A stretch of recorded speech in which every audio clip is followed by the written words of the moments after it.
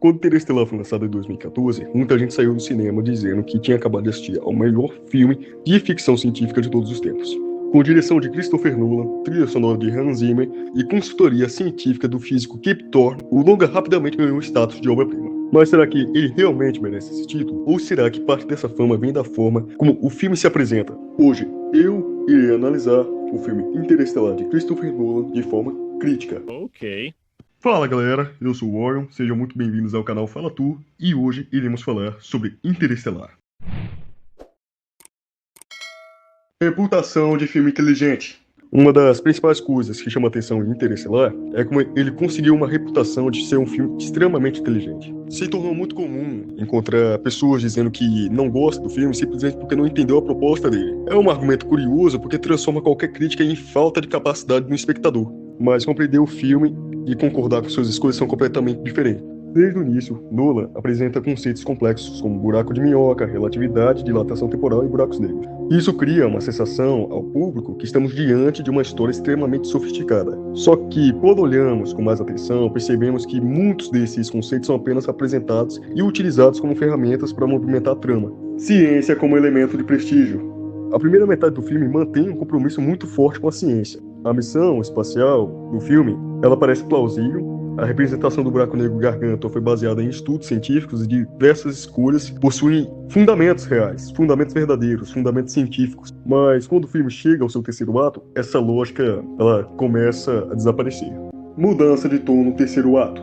O Cooper ele acaba atravessando o buraco negro e sobrevive. Ele entra em uma estrutura de 5 dimensões e consegue se comunicar com o passado através da gravidade. É claro que o próprio filme explica que isso foi possível graças aos seres humanos do futuro, mas essa explicação ela levanta outro problema. Justamente quando a história precisa resolver todos os conflitos. Ela abandona o rigor científico que construiu durante mais de 2 horas e passa a depender de hipóteses completamente especulativas.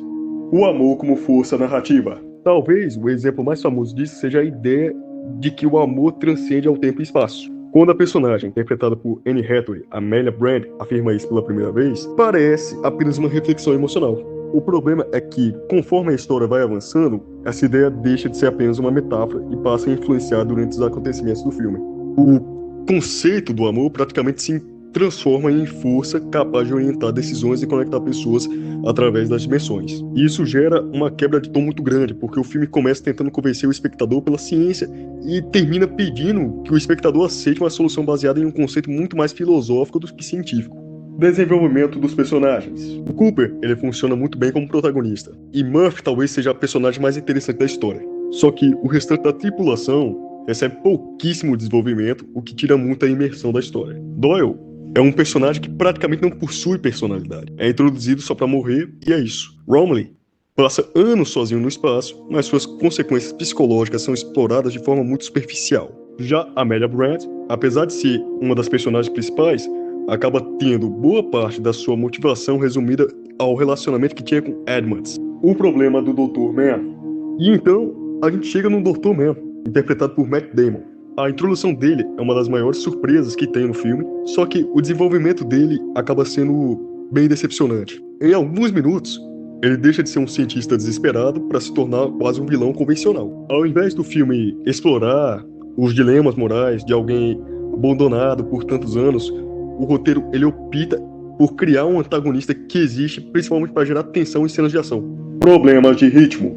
Falando sobre o ritmo do filme em si, Interestelar ele apresenta alguns desequilíbrios nesse contexto. Existem sequências longas dedicadas à construção do drama familiar e outros acontecimentos extremamente importantes são resolvidos em poucos minutos. A sobrevivência da humanidade, por exemplo, acaba sendo solucionada muito rapidamente perto do final, dando a impressão que o roteiro acelera justamente quando deveria desenvolver melhor suas consequências.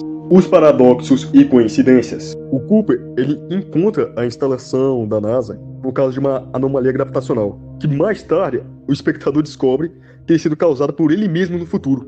Esse tipo de paradoxo ele é interessante, mas ele gera um problema que é o seguinte: de onde surgiu essa informação originalmente? Porque o filme simplesmente aceita esse paradoxo sem discutir suas implicações.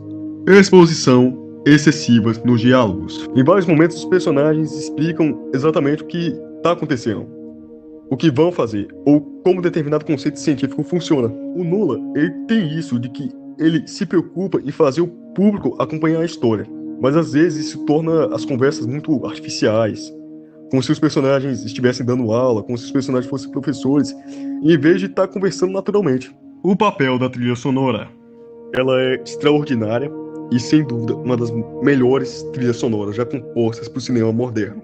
Ao mesmo tempo, ela exerce um papel enorme na forma como a gente vê o filme. Em muitos momentos, a música amplifica tanta emoção que fica difícil separar o impacto da cena. É uma escolha eficiente, mas também faz com que a parte da grandiosidade venha da música, e não necessariamente do roteiro do filme. Nada disso significa que Interestelar seja um filme ruim, muito pelo contrário. Reconhecimento das qualidades. Ele possui uma fotografia excepcional, efeitos visuais impressionantes, atuações sólidas e uma ambição que poucos filmes de ficção científica tiveram. O problema é que, justamente por tentar abordar tantos temas ao mesmo tempo, ele acaba desenvolvendo alguns deles de forma superficial e recorrendo a soluções convenientes quando chega ao clímax do filme. Conclusão.